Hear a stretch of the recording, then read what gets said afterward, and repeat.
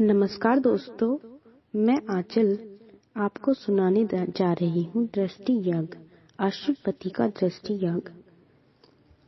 तो दोस्तों, अगर कोई आपसे पूछे देवता कितने हैं, आप कहेंगे 3306 या 33, लेकिन एक ग्रंथ कहता है देवता ने 3306। देवता केवल एक, और वह देवता है यज्ञ। आज मैं आपको यज्ञ प्रसाद ग्रंथ की एक ऐसी कथा सुनाने वाली हूँ जो आपके भीतर की सोच बदल देगी। एक समय था, महाराज अश्वपति का राजमहल के भीतर विशाल यज्ञशाला, अग्नि प्रज्वलित, चारों ओर ऋषि मुनि, मंत्रों की गूंज, धुएं में समाया हुआ देवत्व। लेकिन यह कोई साधारण यज्ञ नहीं था, यह था दृष्टि यज्ञ, एक ऐसा यज्ञ जो आंखों की नहीं आत्मा की दृष्टि बदलता है। तभी यज्ञशाला के द्वार पर एक छोटी सी कन्या दिखाई देती है। उसकी उम्र कम, पर उसके चेहरे पर तेज। उसके चरण धीरे धीरे यज्ञशाला में बढ़ते हैं। ऋषि देखते हैं, राजा अश्वपति देखते हैं, और कन्या बोलती है, मैं यज्ञ में प्रवेश चाहती हूँ। पूरी यज्ञशाला में सन्नाटा छा जाता है दोस्तों। फिर उसके बाद क्या हुआ? ऋषि ने पूछा, पुत्री तुम क्या चाहती हो? कन्या ने कहा, मैं उद्गाता बनना चाहती हूँ। लोगों के चेहरे बदल गए। उद्गाता बनना आसान नहीं। उद्गाता वह होता है जो वेद मंत्रों की शक्ति से अग्नि को जीवित कर देता है। तभी कन्या ने प्रश्न किया, देवता कितने होते हैं? ऋषि बोलते हैं 3306। कन्या ने फिर पूछा, देवता कितने हैं? ऋषि बोलते हैं 33। कन्या ने फिर पूछा, देवता कितने हैं? उत्तर आया 6। कन्या ने फिर पूछा, देवता कितने हैं? उत्तर आया 3। कन्या ने फिर पूछा, देवता कितने हैं? उत्तर आया 2। और अंत में ऋषि ने कहा, केवल एक देवता है। कन्या ने पूछा, कौन? ऋषि ने कहा, यज्ञ। और उसी क्षण ऐसा लगा जैसे यज्ञशाला की अग्नि भी तेज हो गई। ऋषि कन्या कुछ क्षण अग्नि को देखती रही, फिर बोलती है, यदि देवता यज्ञ है तो यज्ञ केवल अग्नि में क्यों? यज्ञशाला में हलचल। ऋषि पूछते हैं, तुम क्या कहना चाहती हो? कन्या कहती है, जो कुछ संसार में चल रहा है, विचार, कर्म, श्वास, यह सब यज्ञ है। कन्या आगे बढ़कर कहती है, यदि यज्ञ जीवन है तो मैं केवल देखने नहीं आई हूँ, मैं यज्ञ का भाग बनने आई हूँ। मैं यज्ञ का भाग बनना चाहती हूँ। ऋषि पूछते हैं, किस रूप में? कन्या बिना हिचक, उद्गाता के रूप में।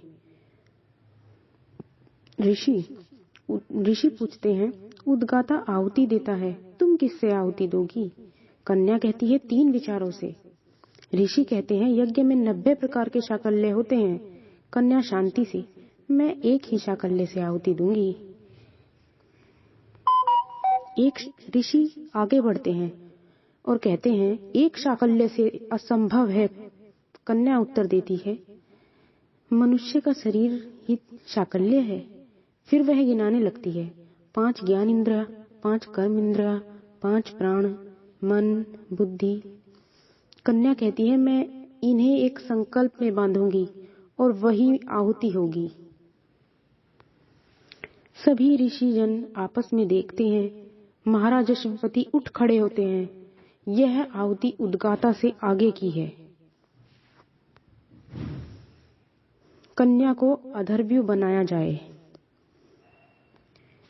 अधर्व्य वह है जो भीतर की अग्नि और सूर्य के तेज को जोड़ता है, और यह इस कन्या में उपस्थित है।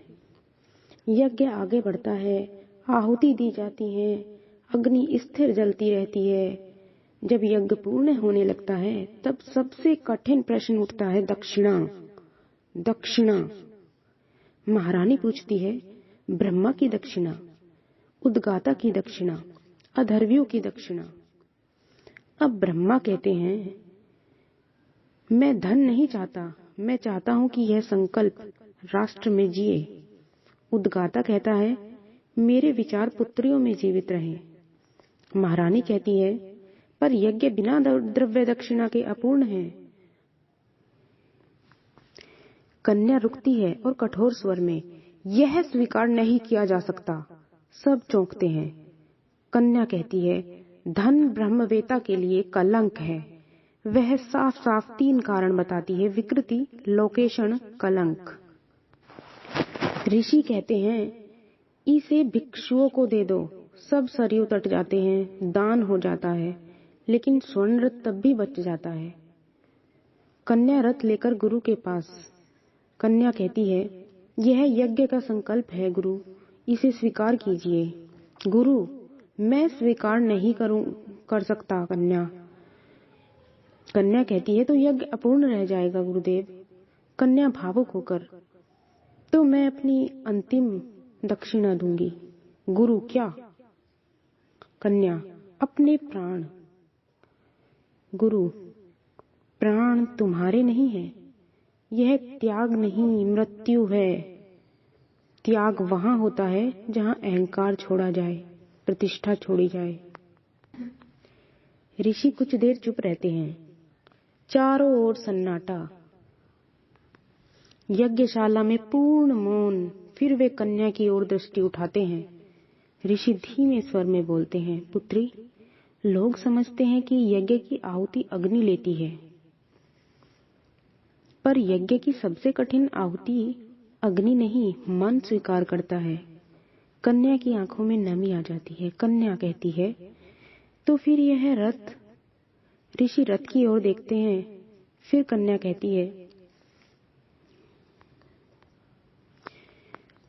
तो फिर यह रथ? ऋषि रथ की ओर देखते हैं और फिर कन्या की ओर देखते हैं। ऋषि कहते हैं, रथ द्रव्य है, लेकिन इसके पीछे जो संकल्प जागा है वही यज्ञ की पूर्ण आहुति है। ऋषि एक कदम और आगे बढ़ाते हैं, मैं इस रथ को नहीं, इस यज्ञ के संकल्प को स्वीकार करता हूँ। यज्ञशाला में जैसे सांस लौट आई। महाराज अश्वपति धीरे धीरे सिंहासन से उतरते हैं। राजा नहीं, एक साधक की तरह ऋषि के चरणों में बैठ जाते हैं। अश्वपति भर्राए से स्वर में बोलते हैं, आज इस यज्ञ ने मुझे राजा नहीं, शिष्य बना दिया। तो दोस्तों, यह कहानी यज्ञ की नहीं, यह कहानी मनुष्य बनने की है। यज्ञ कोई अग्नि कुंड नहीं, यज्ञ वह प्रक्रिया है जिसमें इंसान स्वयं से टकराता है। देवता कोई बाहर नहीं, देवता वही है जो हमें भीतर से शुद्ध करे। और दक्षिणा वह नहीं जो हम देते हैं, दक्षिणा वह है जिसे छोड़कर हम हल्के हो जाते हैं।